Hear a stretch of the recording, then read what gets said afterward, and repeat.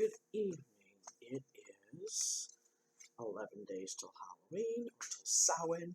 Woot woot. And I'm going to, I've had this one sitting here on my desk for a while. There's a few of them actually that I might be doing throughout the month. This one is called Season of the Witch, 11 Questions A Witch's Way. I originally seen it on Amethyst Ascension's channel, which I will tag, as well as when I went to her channel to watch it, she had put in the description the original person, which is, this is a VR to Mags at the Woodland Hag. I just finished loving her channel, so I will leave the link below to that video as well. Also leave the 11 questions below as well. So, this is a great time to do this, as it is the season of the witch. You get to, be who you are, just be at one with nature. I didn't used to like this season, and then I realized that it's a part of life, and you have to go through it, right? And I kind of like the Samhain part. It's a new year, new beginning. You get to retrospect your year and see how far you've come, and then make goals for the new year. So I love that, and I love being able to honor my ancestors and have that bonfire, or just go into the forest or oak tree. I use the oak tree that's just by my house here. And just be at one with nature. So the first question is, in what way, and then it's in brackets, says, which pagan, wise woman, etc., do you choose to identify and why? I usually say a witch. I'm an eclectic witch, is usually what I say if someone asks me. The reason for that is because I was brought up Catholic, so there's still kind of some things that I take from there as well. And then when my kids were growing up, we had friends that went to a Christian church, so we had gone a few times. And I loved the stories of Jesus and everything, so I think those are pretty cool. And I just love what he's about as well. So, I don't know. I love nature. I'm more pagan eclectic. I'm very nature, I am at one with nature. Like, if I'm outside, I love to be bare feet. I love to be in the dirt. I love to be at the beach. I love to be near water, near the fire pit. Anything outdoors. I don't like bugs per se. That's because they all come at me. They're attracted to me. Right now I've got some crickets. I've never seen crickets. It was the first time I've seen crickets the last couple of weeks near my shop. Same with grasshoppers. Seen a lot of those lately, and I don't usually see them. And they're like right there in the plate open. Remind me, I need to put the video up. I do have a video of a cricket. It's so cute. Monarch butterflies. I just love nature. I love being with nature. I love being able to use my herbs, my candles, setting intentions, doing magic. It's who I am. So number two. What does my daily practice look like? So my daily practice is if I can wake up on time. This is all if I can wake up on time. If I wake up on time, then I have time for everything. I usually light a candle when I'm getting ready. If I have time, I pull a card. But if not, usually every morning I will watch. Regardless, every morning I do watch it. I'll watch Pat's channel, Low Canarius Pat. He does a daily spread every day. So I usually will have that on the dressing table with my candle lit. I'm combing my hair and stuff, and I'm listening to that. So that's kind of like my little routine. I try to write in my journal, like the journal prompts that I get. I write at the top of the page the night before. So when I wake up in the morning, as I'm having my tea or my coffee, my water, my breakfast, I will write in my journal. That is my daily practice. I will leave actually Pat's channel below as well for the I'll leave today's daily spread in the description. You guys can go check him out. He's really cool. Number 3. What do I do for self-care? I actually just answered that in the hashtag Witchcraft Challenge. If you have not seen that, I'm doing 31 days of craft for the month of Halloween. So you can check out that playlist. I can link that playlist below as well. There we go.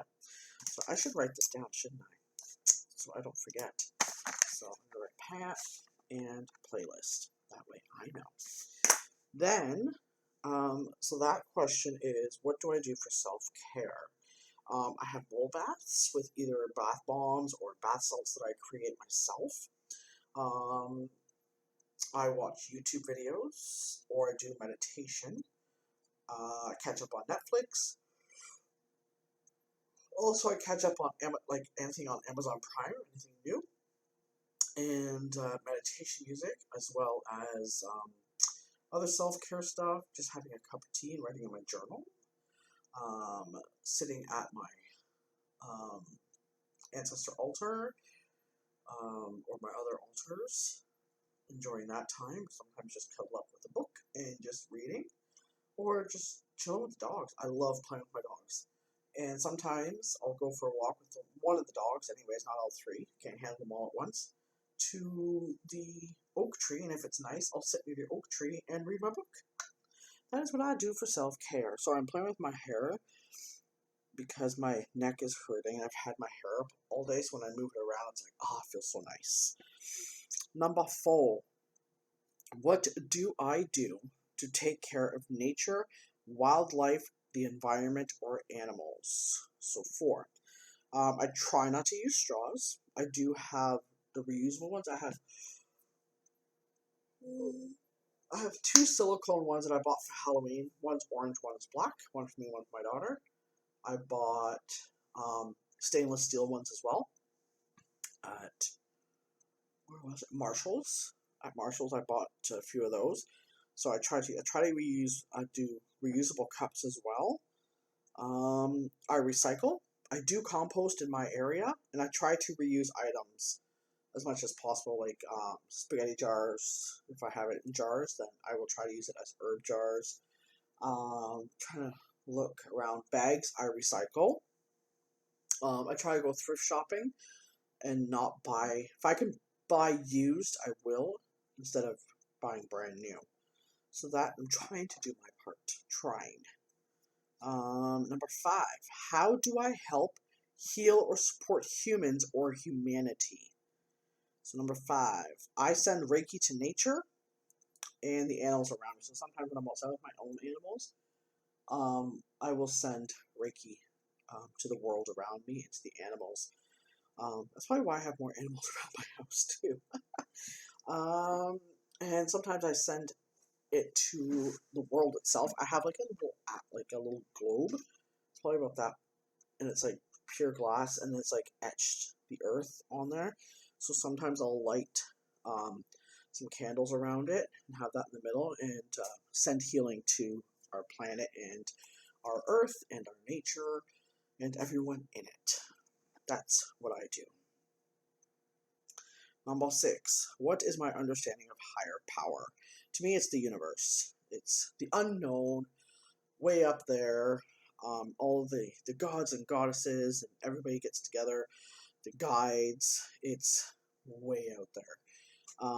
The higher power, and as well as my higher power as well. Like, I'm not completely to that level, but everybody has a higher level of consciousness. Walk between the realms and stuff like that. That's kind of like, I know it's weird. Okay, I'm kind of like reading these and going, oh, what's my answer going to be? Because my answer might not be what you guys are looking for, but that's kind of like what I think about it, right? And I'm half asleep too.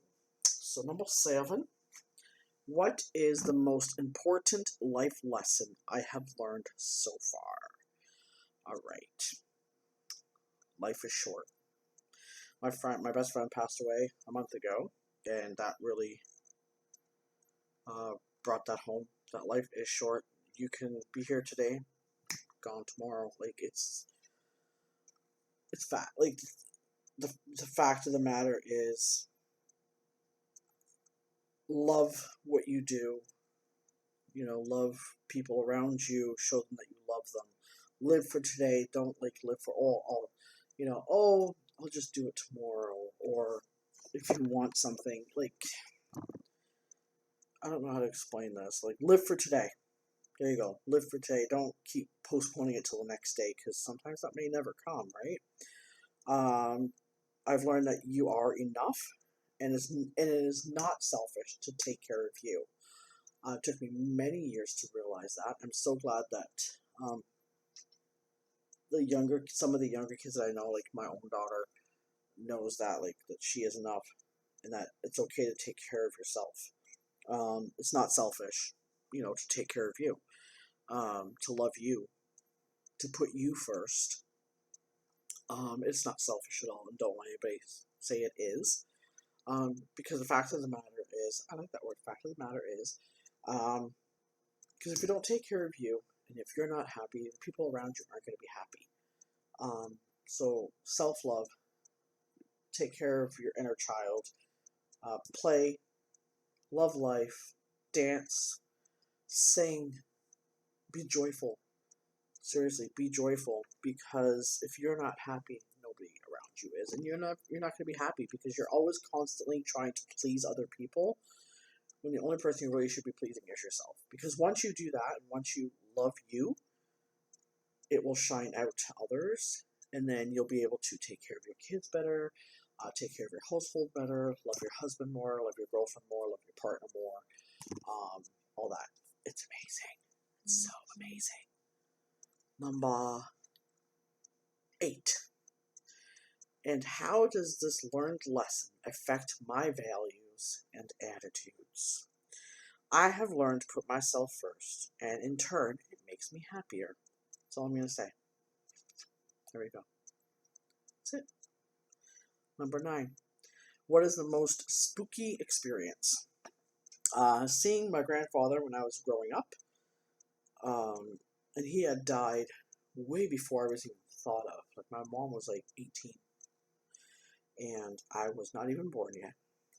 He had passed away. I had woke up one morning, not even morning, like early morning, I'd say probably maybe 3-ish. Woke up to a gentleman standing at the end of my bed, and just kind of like looking at me, and I was like looking like, who's that, you know? So I kind of took it in, what he looked like. And when I woke up, I told my grandma, and my grandma brought me to this one picture in the house and asked me if I recognized anybody in the picture. Now, this picture apparently was hanging in my house the whole time, and I didn't even realize it was there until the moment she said, "Do you recognize anybody in the picture?" And I was like, "Oh my God, it's him!" And I pointed the gentleman out. She goes, "That's your grandfather." I was like, "Oh, okay." And that's kind of like the first time I actually started seeing people or spirits. So to me, that was spooky, because I was only like 9 or 10, maybe. So yes, it was a great moment, but spooky moment. Number 10. Have I ever cursed or hexed anyone? I don't think I have. I always do say what goes around comes around. So if somebody does something to me, I always say, you know what goes around comes around. Karma's a bitch, or you're gonna get yours in return. Or what you do unto others comes back to you times 3. Ain't in harm not, do as you will. That's like, I always say that. So if that's cursing, oh, okay. But that's what I usually say when someone does something to me. I say that kind of stuff back. Or like after they've left, then I'll say something like that. But to actually go and say, "Oh, I want this to happen," no, I don't do that, because karma's a bitch. It can come back at you. Number 11. Final question. If I could live anywhere, where would it be? If I could live anywhere, where would it be? England. I know it rains a lot there, but I still like England. I'd love to go there. And I'm kind of happy in my own town. To tell you, it took a while for me to say that, because I used to always want to move away, but I'm actually happy where I'm at. You know, like in my town, because I have friends, I have I'm own little business now, stuff like that. But I probably, if I had to, you know, and I couldn't live in this area, like this spot, I'd probably move into the country, but still kind of in my town.